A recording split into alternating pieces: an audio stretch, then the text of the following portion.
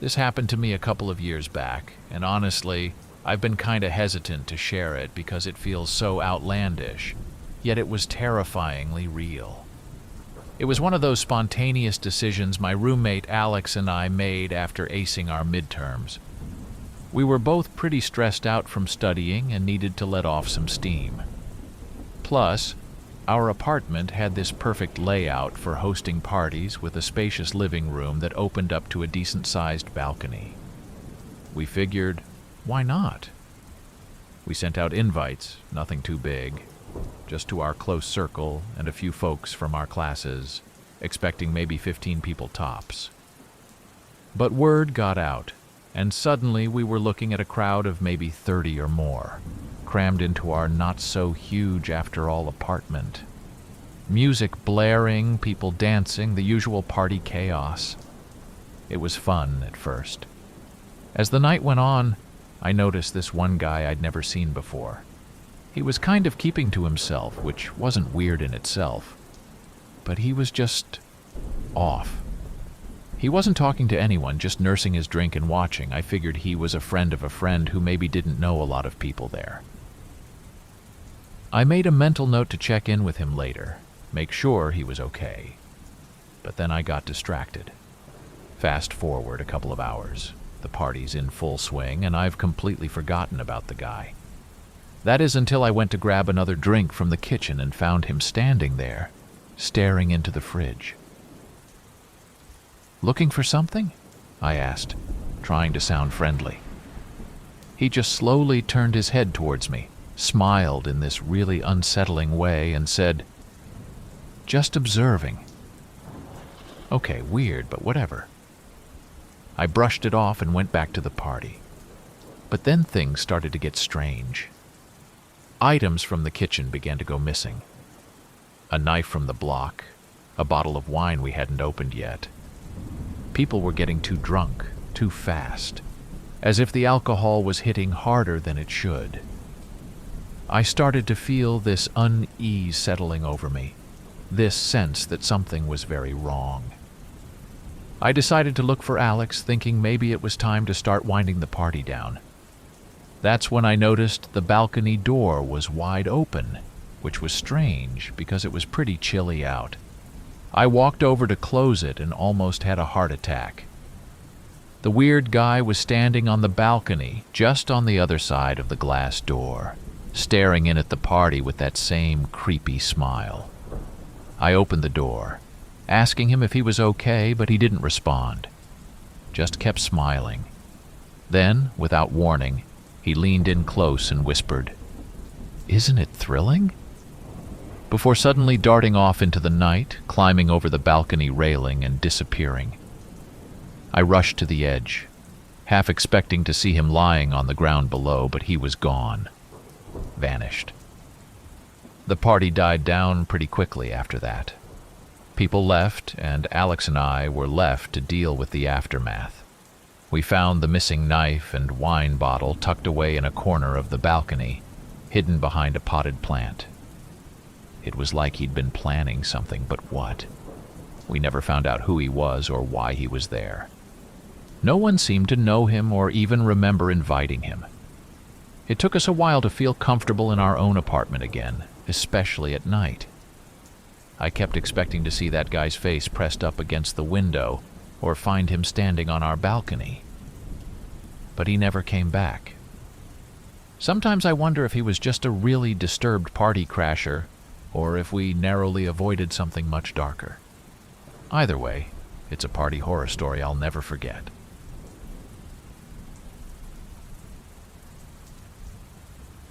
This one still gives me chills when I think about it. It happened during my senior year of college. My friends and I were living in this off-campus house that was, frankly, a bit of a dump, but it was perfect for hosting parties. We decided to throw a massive end-of-semester bash, inviting basically everyone we knew. We were expecting a big crowd, but what we got was way beyond our expectations.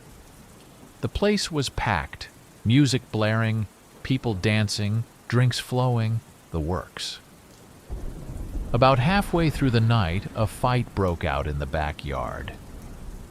Now, fights weren't unheard of at our parties, unfortunately, but we always managed to break them up before things got too out of hand.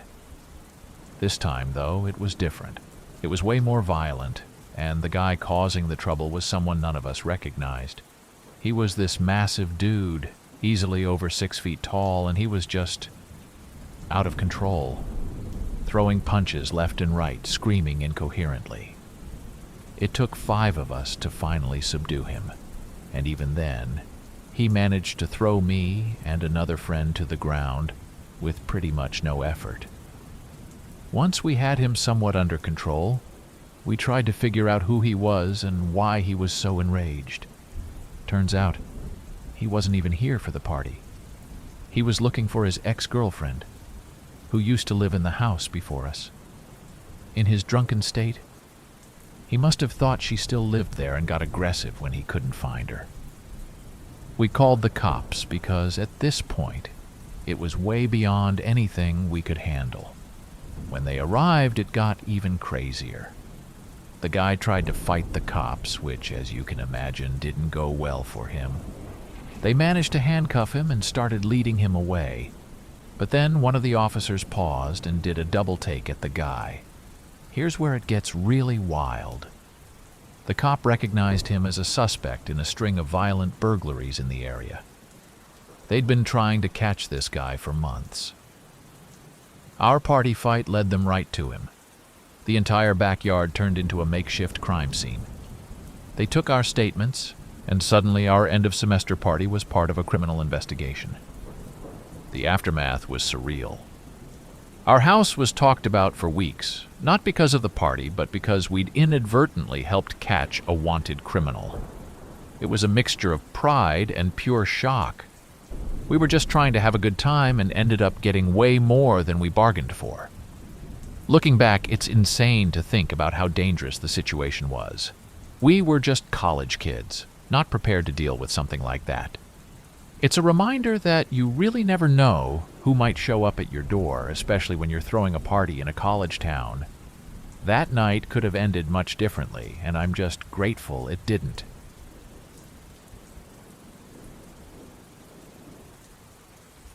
This one still makes my heart race when I think about it. So there we were, a group of friends who decided to throw a just-because party. You know, one of those parties where there's no real reason for it other than wanting to have a good time.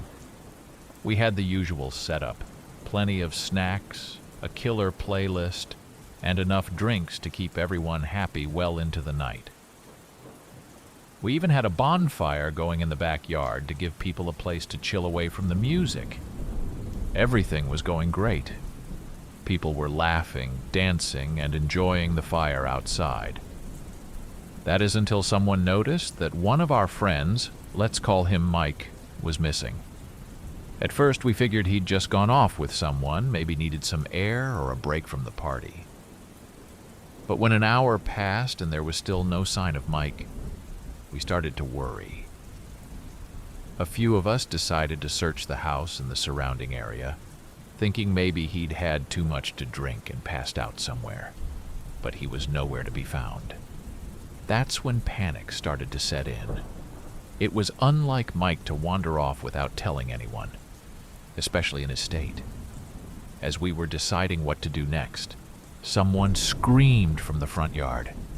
We all rushed out to see what was happening, and there, parked right in front of our house, was Mike's car, with Mike slumped over the wheel, unconscious. We immediately called for an ambulance and the police.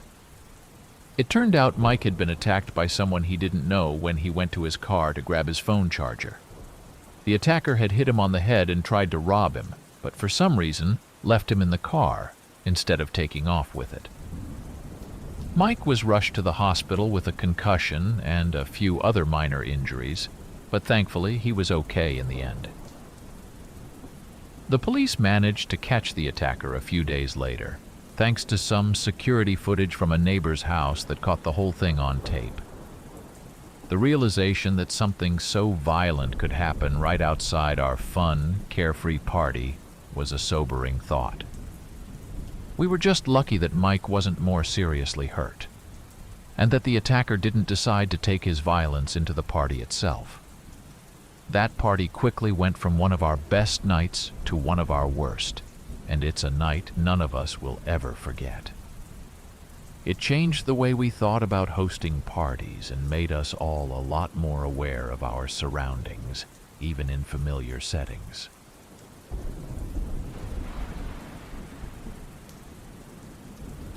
Picture this: a Halloween party, because of course, weird stuff always happens on Halloween, right? My housemates and I decided to throw this big bash, inviting pretty much everyone we knew because we had the reputation of hosting the best parties. We went all out on decorations, cobwebs in every corner, spooky lights, and even a makeshift graveyard in the front yard. We were pumped, expecting nothing but a night of fun, costumes, and maybe a little too much pumpkin-flavored booze. The party started off great.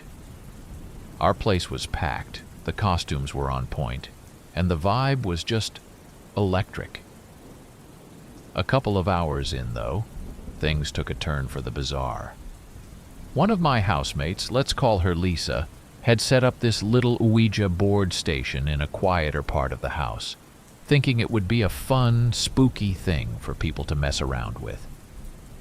I thought it was a bit cheesy, but hey, it was Halloween.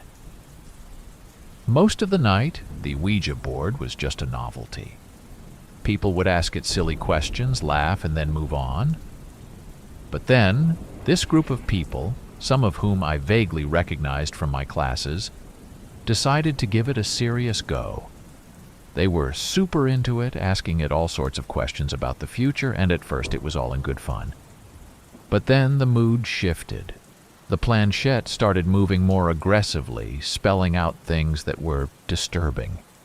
It started with vague warnings about someone in the room being in danger, then escalated to specific accusations, claiming one of the partygoers was hiding a terrible secret. People around the board started getting uncomfortable, whispering among themselves. The atmosphere had completely changed. What was a lively party now felt tense, anxious. I tried to lighten the mood, suggesting we put the Ouija board away and get back to the party. But that group was fixated. They wanted to know more, pressing the board for details. That's when the lights flickered and went out. Complete darkness, save for the Halloween decorations casting eerie shadows. Panic ensued. People screamed. Others laughed nervously, assuming it was a planned part of the night. But it wasn't. The power was out completely, and my housemates and I were scrambling to find candles and flashlights. When the lights finally came back on, the mood had irrevocably shifted. People were freaked out. The group around the Ouija board looked visibly shaken, and the party started to break up not long after. But here's the kicker. The next day, we found out that one of the guys at the party had been secretly dealing with some serious legal trouble, something none of us knew about.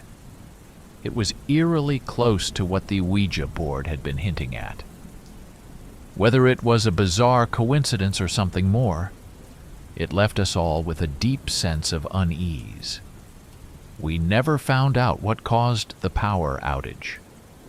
No other houses on our street were affected, and nothing seemed amiss with our electricals. After that night, we decided to retire the Ouija board for good.